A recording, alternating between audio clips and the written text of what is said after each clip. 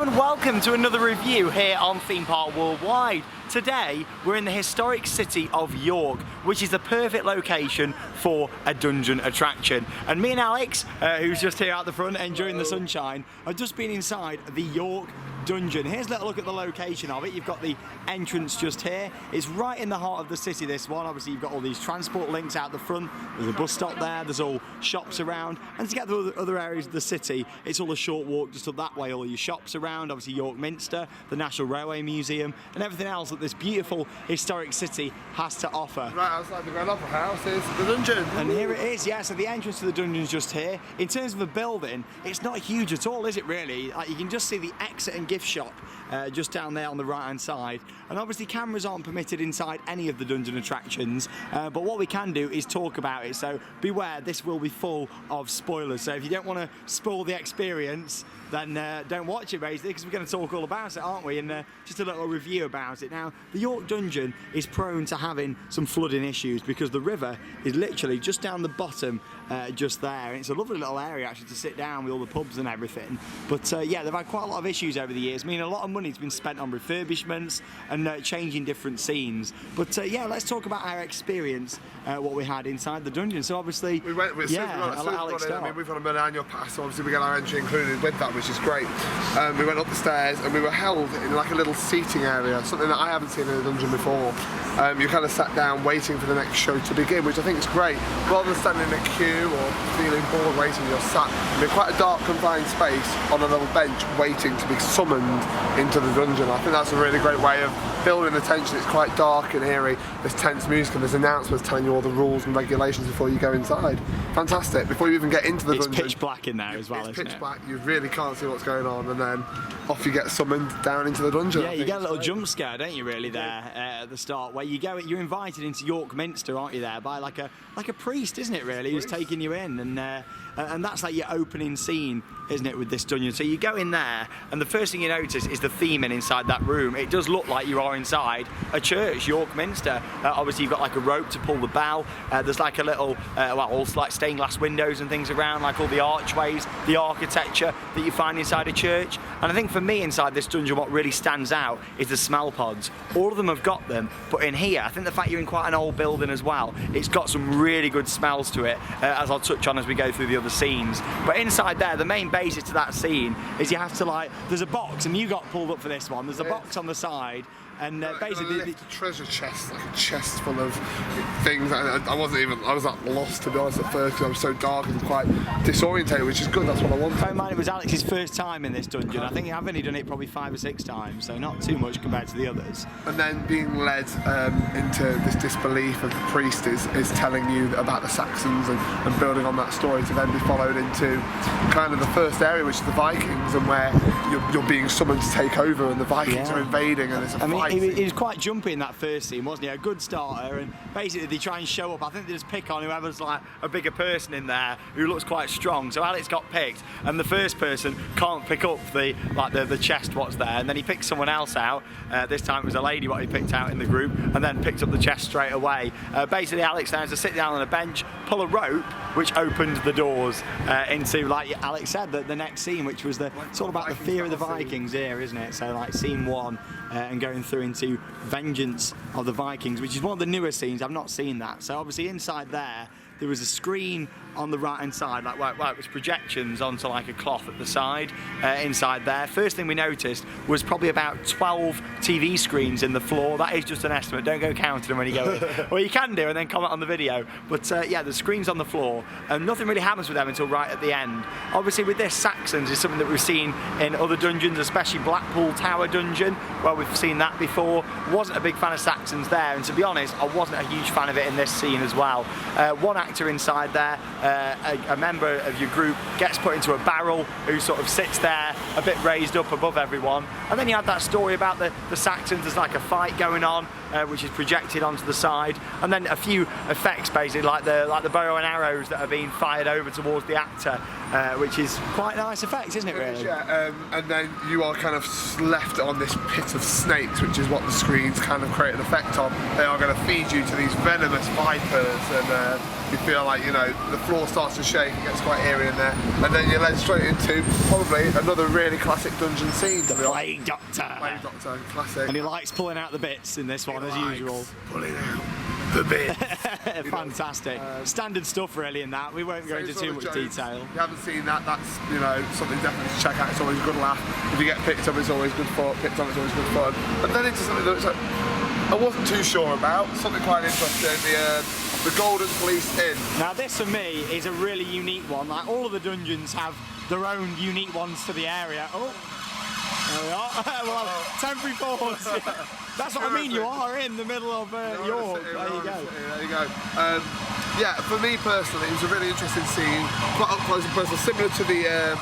Is it the 10 Bells pub? Yeah, a bit like Jack the Ripper, wasn't Jack the Ripper, you know, that kind of in your face. The London dungeon. Pub, enclosed environment, but much smaller, not so big, quite close and quite claustrophobic enough. I thought it was interesting, definitely really interesting. Really detailed in there because there's all shelves on the walls, what I've got like all candles on, really quite an atmosphere in there. And this lady tells you about this story. You have the typical lights going out every so often, she gets closer, a few little jump scares. In my opinion, this is the scariest dungeon there is out of all of them. I don't know if Alex agrees, but I do feel like this was the scariest one. Like there's a lot more innuendo and stuff which we'll get on into a moment as well. But yeah, inside there, basically the room goes dark, she disappears, and then we have a really nice projection of this ghost on the back wall. So an actor doesn't come out and scare you there, but it's like a weird ghost blue projection on the wall, which I liked. Yeah. It was a bit like your Tower of Terror. It was, yeah, that sort of illusion. Projection effect, you know, it was really very clever. I thought it looked really, really nice. Scene 5 was something that we didn't get in our experience today. However, we have been told that, you know, sometimes the dungeons just vary in layouts and changes. However, you know, Kingsman's Labyrinth, I assume, is following the a mirror maze, really, with that one. The standard mirror maze layout. Then we went into this scene, which isn't kind of detailed on there, but it was Guy Fawkes, and I can't remember the other gentleman's name, Robert. Yeah, so this is a scene where there is no actors at all. The actor from the pub actually walked us down into this scene, said wait for further instruction. Here, Guy Fawkes, obviously Guy Fawkes was born in York itself, so it touched a little bit on that. Not very similar at all actually to what's said in the London dungeon. That sort of focuses more on how he blew up the House of Parliament, and this was mentioned in this, but at first it was a bit like, oh yeah, one of his mates who went to school with. A lot of like banter, a bit like me and Alex really, weren't they? Like, a lot of banter between them. Yeah, it was. They were kind of arguing about who was tortured worse, who had the worst suffering, and Guy Fawkes talks about 10 days of suffering and torture before he was killed. And whereas the other gentleman had his trousers taken off him, was shot in the face and put in a puddle. Not so great, a great torture, that one. And then, of course, talking about torture, scene 7. I really liked how it led from that. They were like, and now you've stood here looking at us up on the stakes, it's now time for you to get tortured, you know. And that led us into the torturer, played by a female actor today who was brilliant. One of the best runs I've ever had in a dungeon, but the torturer was fantastic. Now the dungeons are famous for having a little bit of innuendos in there, so's Theme Park Worldwide. But yeah, with that one, it was fantastic. She was great. You had all the usual stuff in there, like the tongue tearer, like the hook, what they use in different parts of the body, and of course the usual chappy chopper in there as well, available in small, medium and large from the gift shop. Small, medium and liar. Yeah, and liar. But yeah, so... I've got to ask you, are you guilty or are you not guilty? I'm not guilty. Now, if you're not guilty, you're going to be okay in the courtroom scene, which we see. That was a really good like QVC plug. It was, yeah. Like modelling it. The courtroom scene, I think probably the strongest courtroom scene I've seen. Maybe that was just down to the actor and the humour at the time. It was hysterical. The jokes, the gags, very similar to other dungeons, but generally a fantastic judge that we had. And that scene's not scary at all. If you've never been in one of these attractions before, it's humour, it's funny stuff, and again, so many funny jokes and innuendo in there. Me and Alex were sort of at the back in stitches with that one.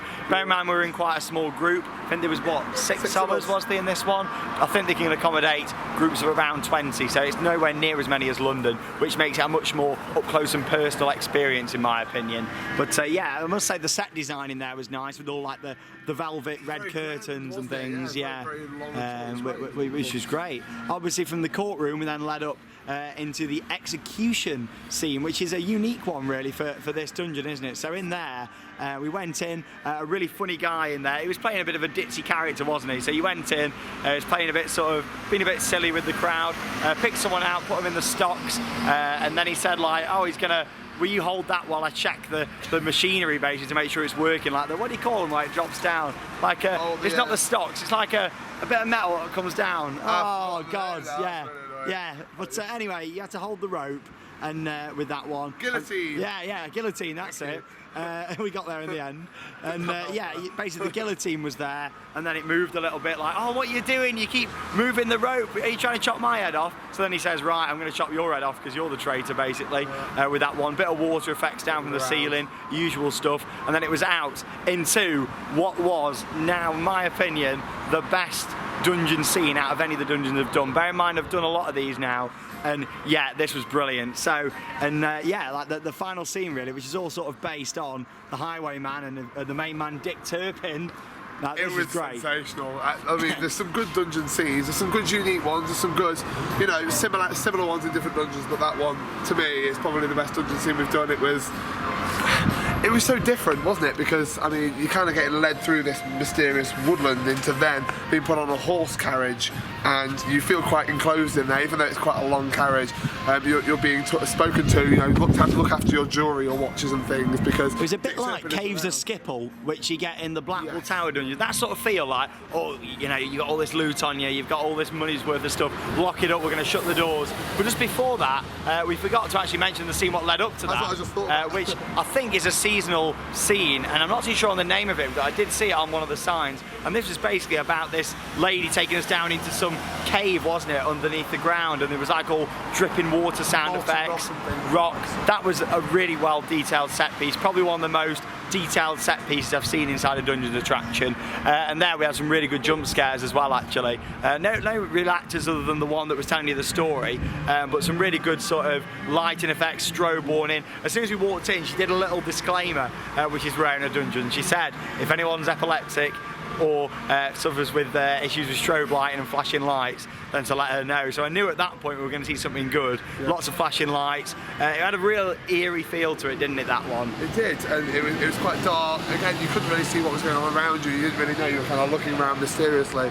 And then, of course, to be led into, as we were talking about, led straight into Dick Turpin. But yeah, so this was, it's supposed to be, it felt a bit like a train carriage because it was long to fit people in, but obviously it was supposed to resemble like a horse-drawn coach, really, like a carriage, what you're getting into. Obviously, it needs to be a bit bigger to accommodate larger groups. They couldn't just put you on a 4-man little coach.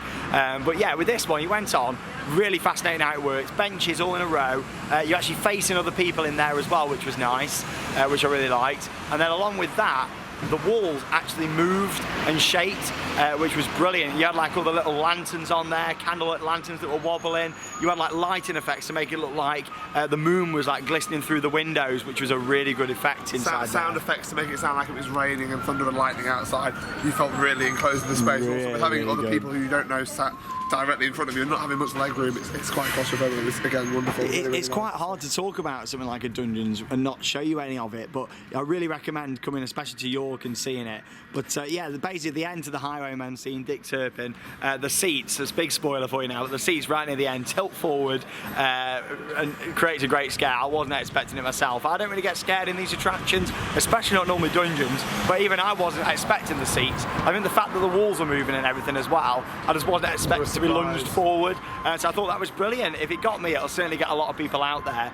And yeah, what a brilliant run through. Actors were all fantastic inside there, and our experience took 65 minutes to get through. They advertise it as around a 75-minute experience. If there's a bigger group, more people, then yes, it will take longer. But as an overall experience, I'd now say that's my #1 dungeon. I've always liked it, but it's the fact that the scenes are quite unique, and also with this one, it feels like they've ramped up the scares and the innuendo in this. It felt a lot more for the adults, especially with the torturer scene. The girl in there, she was really like dominating the scene. It was great, wasn't it? It was really right up our street, that was.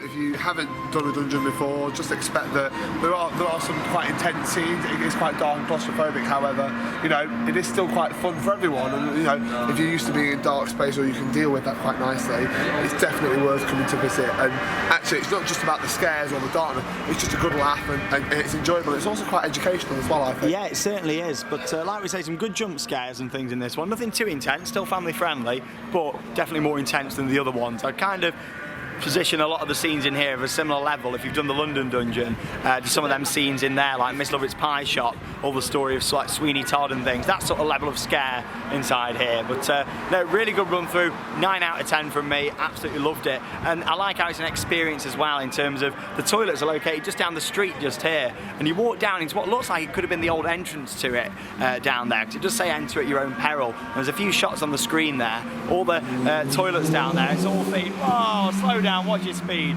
But yeah, down there, it's all themed as you go down to the toilets, which is brilliant, and it was themed in the toilets as well, but obviously I didn't film inside there. But there you go, that's our run through the dungeon. Really enjoyed it, and come and check it out here in York. Like I say, nice and easy to get here. In terms of getting into the city, parking's quite limited inside York itself, because you've got like the castle wall that surrounds the city, or what's left of it anyway. But there's park and rides outside, and we've paid, it was £3.40 or something today to come in on the park and ride. So it's nice and easy to get here. Come and check it out. And yeah, thank you for watching. God, 15 minutes we've spoke about this dungeon for. That's crazy, isn't it? But it really is worth talking about. Come down here to York, and of course come and check it out. If you'd like to see more review videos like this here on Theme Park Worldwide, comment down below. It's something that we have done quite a few of, but maybe we'll go around the other dungeon attractions and things that we can't actually film in. When we come out, we can talk more about. So thank you very much for watching, and get yourself down here to the York dungeon and come and check it out. Here from York, that means it's time to cue those credits. See you later.